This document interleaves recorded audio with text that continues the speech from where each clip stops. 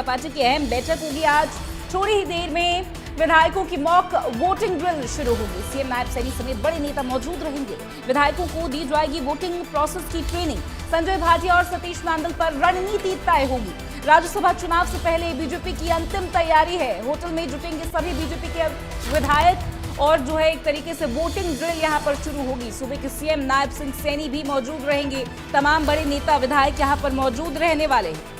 तो बीजेपी ने शनिवार को होटल में यहां रणनीति बनाई थी। भारतीय जनता पार्टी आज चंडीगढ़ के होटल में रणनीति पर अंतिम मंथन करते हुए नजर आएगी। थोड़ी ही देर में विधायकों के लिए वोटिंग की मॉक ड्रिल यहां पर आयोजित की जाएगी। सीएम नायब सैनी समेत कई बड़े नेता यहां मौजूद रहेंगे। तो बड़ी खबर है, आपको बता रही है। अहम जानकारी इसलिए भी है क्योंकि 16 मार्च को राज्यसभा का चुनाव होना है और उससे पहले रणनीति का जो आखिरी दिन है और ये जो कैंडिडेट्स यहाँ पर लगातार जिनकी जानकारी सब पर उनकी निगाहें टिकी हुई थी, उसी को लेकर डिटेल्स है। टीवी स्क्रीन पर देखिए संजय भाटिया। तो राज्यसभा चुनाव की तैयारियों को आज रणनीति का आखिरी दिन है तो तय होगी रणनीति। बीजेपी ने शनिवार को होटल में यहां पर रणनीति बनाई थी। बीजेपी आज चंडीगढ़ के होटल में रणनीति पर अंतिम मंथन करती नजर आएगी। थोड़ी ही देर में विधायकों के लिए वोटिंग की मॉक ड्रिल यहां पर शुरू होगी। तो वोटिंग की मॉक ड्रिल यहां पर होगी। सीएम नायब सिंह सैनी मौजूद रहेंगे। कई बड़े नेता यहां पर शामिल रहने वाले हैं। बड़ी खबर है, अहम जानकारी है, इसलिए भी क्योंकि 16 मार्च को ये चुनाव होने थे। बीजेपी ने शनिवार को होटल में यहां पर रणनीति बना ली है। देखिए हर्ष सांघवी, सतीश पूनिया, मोहनलाल बड़ौली इस मीटिंग में शामिल होंगे। संजय भाटिया, सतीश नांदल को लेकर तय हुई है वोटिंग की रणनीति। बीजेपी ने अपने विधायकों को यहां पर प्रशिक्षण दिया है। विधायकों को समझाई गई है वोटिंग की पूरी प्रोसीजर। तो बीजेपी ने अपने विधायकों को यहां पर ट्रेनिंग दी है, प्रशिक्षण दिया है। वोटिंग प्रोसेस को लेकर जानकारी अपने विधायकों को दी गई है। हर्ष सांघवी, सतीश पूनिया, मोहनलाल बड़ौली और सूबे के सीएम नायब सिंह सैनी सभी इस मीटिंग में मौजूद रहेंगे। और राज्यसभा चुनाव से पहले ये आखिरी दिन होगा जब मंथन यहां पर किया जा सकता है वोटिंग को लेकर। जिस तरीके से भारतीय जनता पार्टी की तरफ से उम्मीदवार खड़े थे संजय भाटिया, उसके बाद इंडिपेंडेंट उम्मीदवार को भी यहां पर उतारा गया, सतीश नांदल को यहां पर उतारा गया। और ऐसे में आपको बता दें कि राज्यसभा चुनाव की तैयारियों का आज आखिरी दिन है और वोटिंग प्रोसीजर को लेकर लगातार मॉक ड्रिल की जाएगी।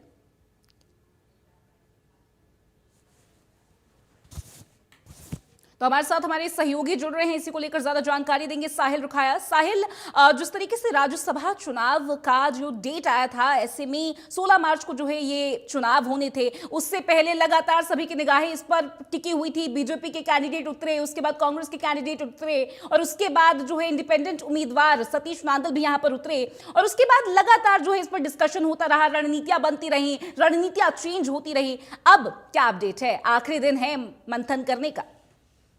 बिल्कुल, राज्यसभा चुनाव जिस तरीके से कल सुबह 16 तारीख को होगा, तो तमाम सियासी पार्टियां इसको लेकर लगातार अपनी तैयारी कर रही है, चाहे वो कांग्रेस की बात हो, भारतीय जनता पार्टी की बात हो। लेकिन इनेलो की ओर से अभी तक इसको लेकर पत्ते नहीं खोले गए कि इनेलो किसकी तरफ वो अपने वोट वो 2 वोट डालने वाली है। लेकिन तमाम पार्टियां वो लगातार इसको लेकर तैयारी कर रही है। चंडीगढ़ के अंदर लगातार बीजेपी विधायकों का कल कई घंटों तक प्रशिक्षण चला। इस प्रशिक्षण के माध्यम से तमाम विधायकों को बताया गया जो पहली बार चुनकर आए हैं कि किस तरीके से उनकी ओर से राज्यसभा चुनाव के अंदर मतदान वो डालना चाहिए। और मतदान की प्रक्रिया के बारे में भी विस्तार पूर्ण समझाने का काम वो किया गया। साथ ही साथ विधायकों को ये भी कहा गया कि जो संजय भाटिया है, जो बीजेपी के उम्मीदवार हैं, उनको किन विधायकों की ओर से वोट डाला जाना चाहिए, क्योंकि बीजेपी के पास 48 वोट है। तो 48 में से 31 वो एक कैंडिडेट को चाहिए, बाकी बचे जो वोट है वो निर्दलीय कैंडिडेट को बीजेपी वो डालेगी। तो ऐसे में पहले संजय भाटिया को किन किन विधायकों की ओर से वोट डाला जाना चाहिए, इसको लेकर मंथन किया गया। जो बाकी वोट बचे हैं वो वोट वो निर्दलीय उम्मीदवार सतीश नांदल को डाले जाएंगे। इसमें ज्यादातर वो विधायक हैं जो दक्षिण हरियाणा से आते हैं। दक्षिण हरियाणा के तमाम विधायक वो निर्दलीय कैंडिडेट सतीश नांदल को वोट डालते हुए नजर आएंगे। तो ऐसे में लगातार इसको लेकर सियासी सरगर्मियां भी जो है वो तेज हो चुकी है। कांग्रेस भी अपनी रणनीति तैयार कर रही है। कांग्रेस के तमाम विधायक हिमाचल के कुफरी जो है वो शिफ्ट किए गए हैं। कांग्रेस को डर था कि उनके विधायकों को तोड़ जो है ना लिया जाए, इसी के चलते 4 सांसदों की निगरानी में तमाम विधायकों को रखा गया है। और कल शाम तक तो तमाम विधायकों के फोन भी स्विच ऑफ करवा दिए गए हैं। जी। परिवार से ही बातचीत करने की अनुमति जो है वो दी जा रही है। कोई अननोन पर्सन जो है या फिर कोई भी कार्यकर्ता है या फिर किसी से तमाम विधायक जो है कांग्रेस के बात नहीं कर रहे, क्योंकि कांग्रेस के जो तमाम लीडर है उनको डर है कि कहीं ना कहीं उनके विधायकों को तोड़ ना लिया जाए, होस्ट ट्रेडिंग ना हो जाए। इसी के चलते उन्हें हिमाचल के कुफरी रखा गया, उनको भी वहां प्रशिक्षण दिया जा रहा है। कांग्रेस के भी ज्यादातर ऐसे विधायक है, युवा विधायक है जो पहली बार चुनकर आए हैं, उनको भी मतदान प्रक्रिया के बारे में समझाने का काम जो है वो लगातार किया जा रहा है।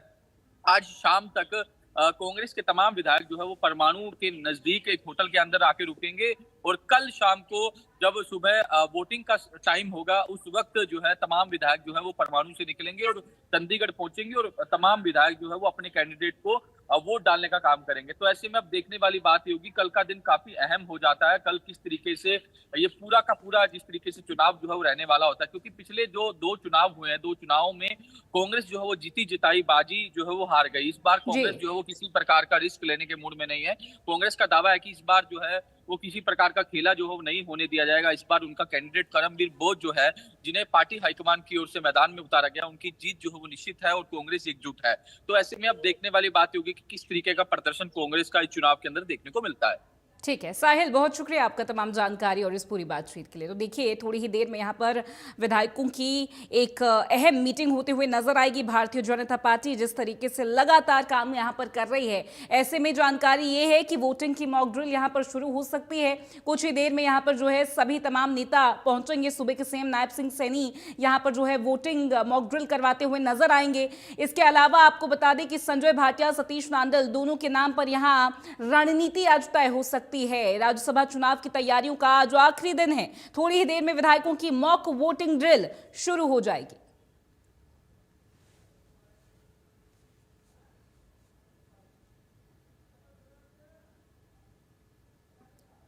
तो देखिए राज्यसभा चुनाव यहां पर जो है कल होने वाला है और उससे पहले कौन कौन प्रत्याशी है, कैंडिडेट्स है, क्या कुछ जो है इस पूरे पॉलिटिकल लैंडस्केप का गणित है आपको बता दें। राज्यसभा चुनाव के लिए प्रत्याशी संजय भाटिया बीजेपी की तरफ से, कर्मवीर बौद्ध कांग्रेस की तरफ से, सतीश नांदल जो है निर्दलीय उम्मीदवार है, इंडिपेंडेंट उम्मीदवार जो है सतीश नांदल हैं। तो देखिए ये बड़ी खबर इसलिए भी है क्योंकि कल जो है राज्यसभा का चुनाव होने वाला है। भारतीय जनता पार्टी ने अपने उम्मीदवार को सबसे पहले जो है सामने रखा था। संजय भाटिया जो है भारतीय जनता पार्टी की तरफ से उतरेंगे, कर्मवीर बौद्ध जो है कांग्रेस की तरफ से उतरे, सतीश नांदल निर्दलीय उम्मीदवार है। तो संजय भाटिया को जानिए, आपको उनका पॉलिटिकल लैंडस्केप का करियर बता दे। पानीपत के मॉडल टाउन से आते हैं संजय भाटिया। कॉलेज के दिनों से एबीवीपी से जुड़ गए थे, बहुत अर्ली शुरुआत उन्होंने कर दी। साल 1987 में मंडल सेक्रेटरी बने और उसके बाद आपको बता दें कि साल 1989 में एबीवीपी के जिला महासचिव के रूप में भी उन्होंने कार्य किया। साल 1998 में बीजेपी युवा मोर्चा के राज्य महासचिव भी बनाए गए संजय भाटिया। हरियाणा के कई बोर्ड्स के सदस्य अध्यक्ष रह चुके हैं, यानी कि काफी उनको अनुभव है, काफी उनको एक्सपीरियंस है। 2019 में करनाल लोकसभा सीट से उन्होंने एक बड़ी जीत हासिल की। आपको बता दें कि 6.5 लाख वोटों के अंतर से जीत फतेह उन्होंने हासिल की और उसके बाद कुरुक्षेत्र यूनिवर्सिटी के बीकॉम की डिग्री जो उनकी एजुकेशन क्वालिफिकेशन है उसको लेकर भी आपको ग्राफिक्स में दिखा रहे हैं। कुरुक्षेत्र विश्वविद्यालय के आईबी कॉलेज से उन्होंने अपनी पढ़ाई, अपनी एजुकेशन जो है पूरी की थी।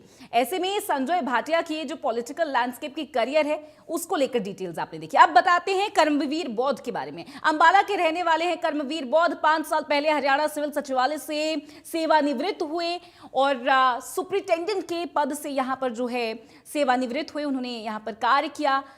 हरियाणा विधानसभा के पूर्व सचिव भी रहे हैं कर्मवीर बौद्ध, जो कि कांग्रेस की तरफ से उम्मीदवार हैं। 2024 विधानसभा चुनाव में मोलाना से कांग्रेस दावेदार थे, पार्टी ने उन्हें टिकट नहीं दिया था।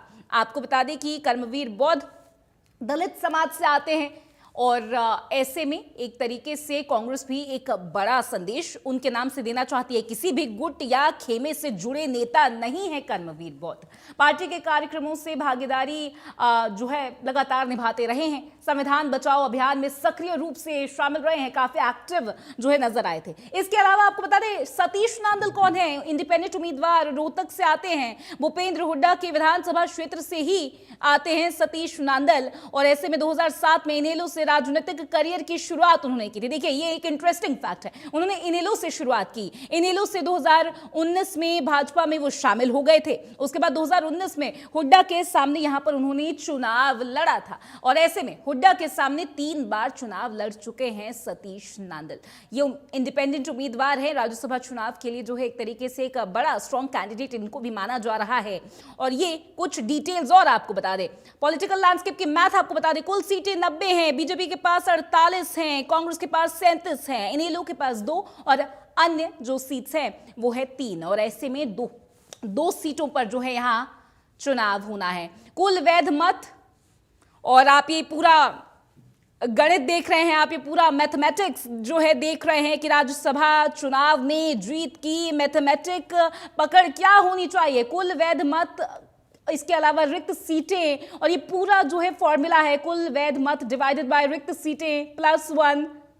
हरियाणा विधानसभा में कुल 90 वैध मत, यहां पर भाजपा के पास 48, कांग्रेस के पास 37, निर्दलीय 3 और इनेलो के 2 वोट इसमें शामिल है। राज्यसभा की 2 सीटों के लिए चुनाव होना है। कल का एक अहम तारीख इसको माना जा रहा है। कल एक सीट जीतने के लिए 31 वोटें क्योंकि जरूरी है। तो ऐसे में कांग्रेस का भी यही मानना है, बीजेपी का भी यही मानना है कि बीजेपी अपने 48 वैध वोटों से केवल एक सीट जीत सकती है, और कांग्रेस के पास भी उतना नंबर है कि वो भी अपने एक मेंबर को जो है राज्यसभा पहुंचा सके। दोनों को दूसरी सीट जीतने के लिए क्रॉस वोटिंग की जरूरत यहां पर जो है पड़ सकती है। बीजेपी को 9 क्रॉस वोटिंग की जरूरत पड़ेगी, और इसी के साथ आपको बता दें कि कांग्रेस को 25 क्रॉस वोटिंग की जरूरत पड़ने वाली है। तो मैथमेटिक्स भी यहां पर काफी कॉम्प्लेक्स होता जा रहा है, क्योंकि इंडिपेंडेंट उम्मीदवार भी यहां पर जो है इस पूरे लैंडस्केप में पहुंच चुके हैं। तो एक तरीके से राज्यसभा चुनाव वोटिंग जो है 16 मार्च को होने वाली है, नतीजे भी 16 मार्च को आएंगे। तो कल ही वोटिंग है और कल ही रिजल्ट होगा।